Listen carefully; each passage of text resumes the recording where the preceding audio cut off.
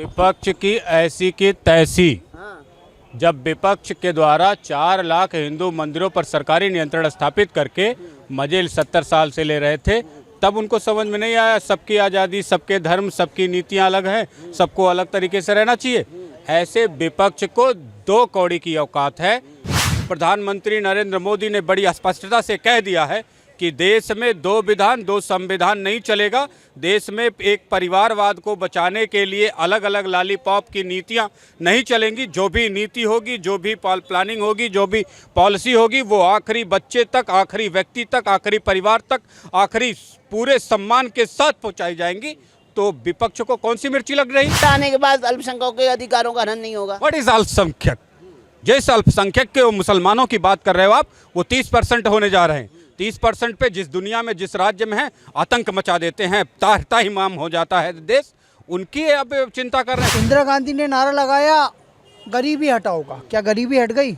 लेकिन भाजपा ने नारा लगाया कि राम मंदिर बनाएंगे, तारीख भी बताएंगे। तारीख आ गई है 1 जनवरी 2024। जो स्टेटमेंट आपने 2019 में मेरी आंखों के सामने दिया, आज उस स्टेटमेंट से 2 कदम आगे बढ़ के 4 नाम और 4 घोटाले की राशि भी बता दी। जिस प्रधानमंत्री को ये बात पता है कि इतने 1000 करोड़ के घोटाले इस व्यक्ति ने किया, वो ठंडे बस्ते में डाल के कैसे बैठे हुए? देश में मुद्दा चल रहा है एक नेशन एक कानून। अगर आपके लिए कानून है ना कि यहाँ नहीं थूकना है, तो वही कानून सब पे लागू होना चाहिए।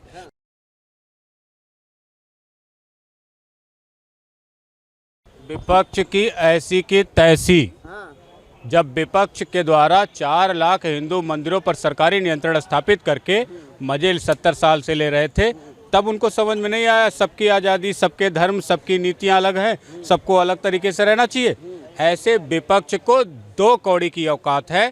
जो हिंदू सनातन संस्कृति के, जैन सनातन संस्कृति के, बौद्ध सनातन संस्कृति के मठों, मंदिरों, तीर्थों, ज्योतिर्लिंगों पर 70 साल से अतिक्रमण करके बैठा हुआ है, सरकारी नियंत्रण करके बैठा हुआ है, कांग्रेसियों के द्वारा, वामपंथियों के द्वारा, भाजपाइयों के द्वारा का और तमाम सरकारें जहाँ जहाँ जिस राज्य में सिर्फ सरकारी नियंत्रण हिंदू मंदिरों पर करके बैठी है, तब सबको समझ में नहीं आ रहा था कि सबके धर्म हैं, सबकी नीतियाँ हैं, सबका बराबर सम्मान होना चाहिए। आज जब प्रधानमंत्री नरेंद्र मोदी ने बड़ी स्पष्टता से कह दिया है कि देश में 2 विधान 2 संविधान नहीं चलेगा।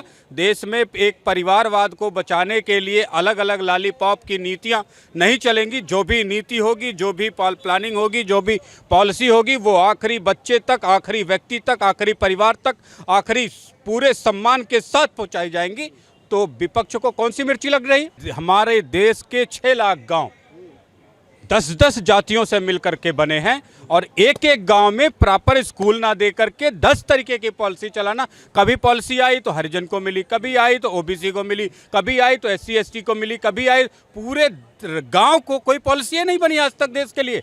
कोई उनका प्रोग्राम ही नहीं चलता है, सिर्फ वोट बैंक की पॉलिटिक्स चलती है, वोट बैंक की पॉलिसी चलती है। इन ऐसी पॉलिसियों को ख़त्म करने का वक्त आ गया है और देश को कॉमन सिविल कोड के साथ आगे बढ़ करके समान नीति, समान अवसर, समान शिक्षा, समान व्यवस्था, समान स्वास्थ्य की व्यवस्था देनी है। जिस समय देश में आरक्षण की वकालत ये नेता कर रहे थे, किसी एक गाँव के बच्चे को इन्होंने बढ़िया स्कूल नहीं दिया जहां गांव के 100% बच्चों को एक अच्छी क्वालिटी का स्कूल मिल जाए। नतीजा था कि गांव के 10 जातियों की 10 पॉलिसी लेकर आते थे, आपस में 10 जातियां लड़ती थी। कभी एक गांव के 10 लोग भी खड़े होकर के नहीं बोले कि हमारे बच्चों को केंद्रीय विद्यालय चाहिए, गांव के 100% बच्चों को केंद्रीय विद्यालय चाहिए, गांव के 100% बच्चों को JNU चाहिए, गांव के 100 बच्चों को दिल्ली यूनिवर्सिटी जैसा विश्वविद्यालय चाहिए। उन्होंने कभी बोला ही नहीं। वो आपस में लड़ते रहे और पाठशालाएं, हमारे राज्य की पाठशालाएं, गांव की पाठशालाएं पशुशाला से बदतर रही, स्वास्थ्य सेवाएं वैसी रही। हम जाति के नाम पर लड़ेंगे,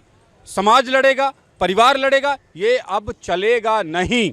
अब एक संविधान से, एक कानून से, एक व्यवस्था से राष्ट्र चलेगा, और वो पॉलिसी अब देश को बनानी होगी जो समान रूप से हर आखिरी व्यक्ति तक, चाहे वो बच्चा गली में अकेला खड़ा है, लूला लंगड़ा है, उसके माँ बाप हैं या नहीं है, पढ़ा है, लिखा है, नहीं है, कोई फर्क नहीं पड़ता। हमारे राज्य की पॉलिसी, हमारे देश की पॉलिसी, हमारे देश की बेनिफिशियरी स्कीम आखिरी बेटे तक, आखिरी बच्चे तक, आखिरी बेटी तक पहुंची, तब वो स्कीम कहलाएगी। वरना राजनीति के ये जो चिल्लर हैं, ये खून पीते रहेंगे समाज का, और उनको तोड़ करके अपने परिवार की सत्ता अपने परिवार का मुख्यमंत्री, अपने परिवार का विधायक, अपने परिवार का सांसद बना करके इस देश को लूटते रहें। क्या बिल आने के बाद अल्पसंख्यकों के अधिकारों का हनन नहीं होगा? व्हाट इज अल्पसंख्यक?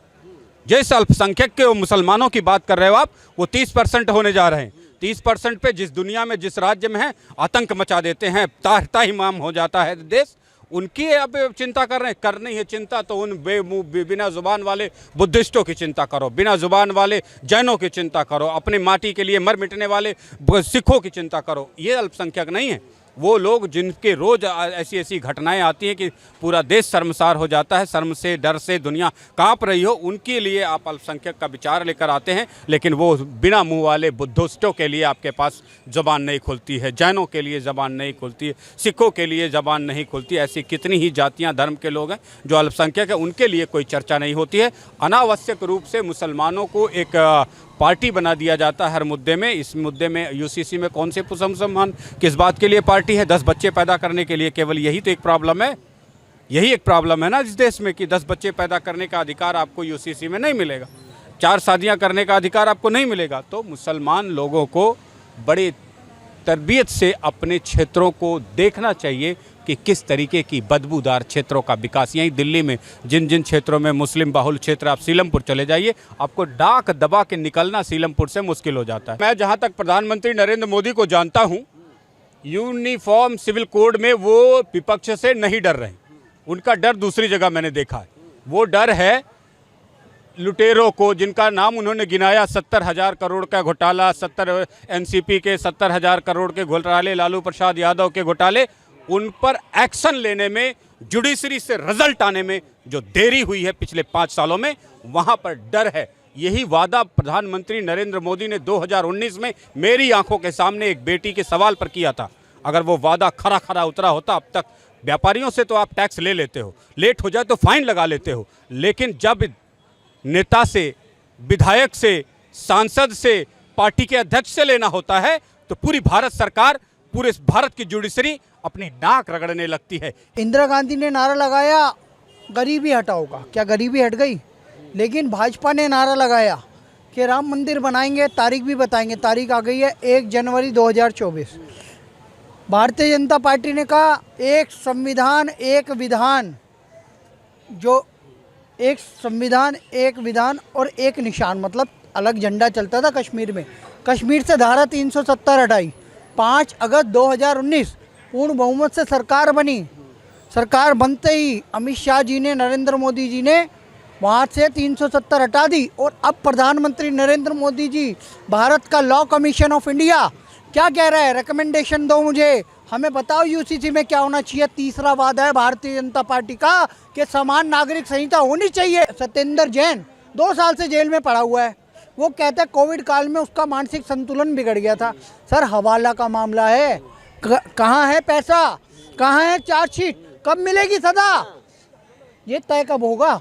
और मनीष सिसोदिया 1 साल होता आ रहा है, मनीष सिसोदिया को जमानत नहीं दे रहा कोर्ट। अरे भैया, कब इस पे आप चार्जशीट दायर करोगे, कब इसकी सजा होएगी?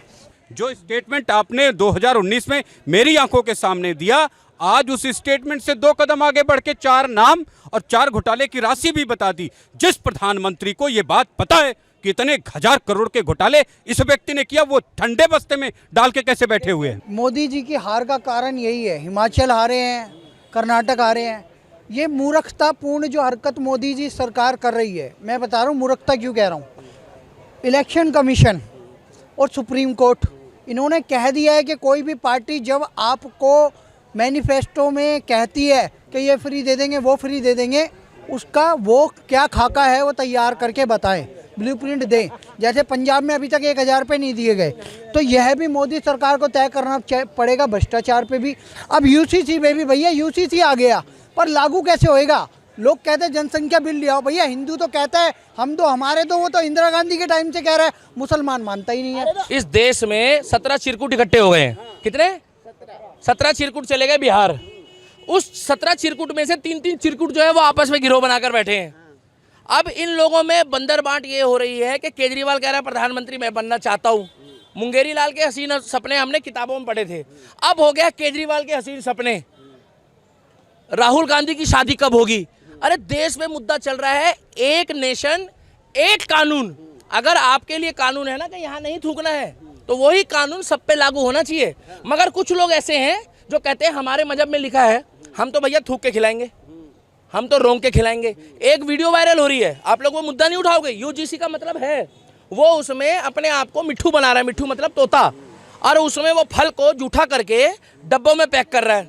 अब उसको हाँ पकड़ा गया, उसकी सुताई भी हो गई है। उत्तर प्रदेश में क्या हो रहा है, इधर मुजरिम पकड़ा जाता है, उधर मकान गिरता है उसका बुलडोजर से, और इधर पता लगता गाड़ी पलट गई। वहाँ भाई साहब वो सन्नी देओल की पिक्चर देखिए इन्होंने कई बार, योगी जी ने, हाँ नहीं, जिसमें तारीख पे तारीख पड़ती रहती थी मगर इंसाफ नहीं मिलता, तो योगी जी कह रहे हैं अब इंसाफ मिलना चाहिए। भैया कोर्ट तक जाते जाते ना कई लोग बूढ़े हो जाते हैं, कई लोगों के सुनो, कई लोग बूढ़े हो जाते हैं, कई लोगों के वकील बदल जाते हैं, और कई लोग रात दिन मेहनत करके अपना मकान बेचकर वकील करते हैं, और एक आदमी फ्री में ले जाता है।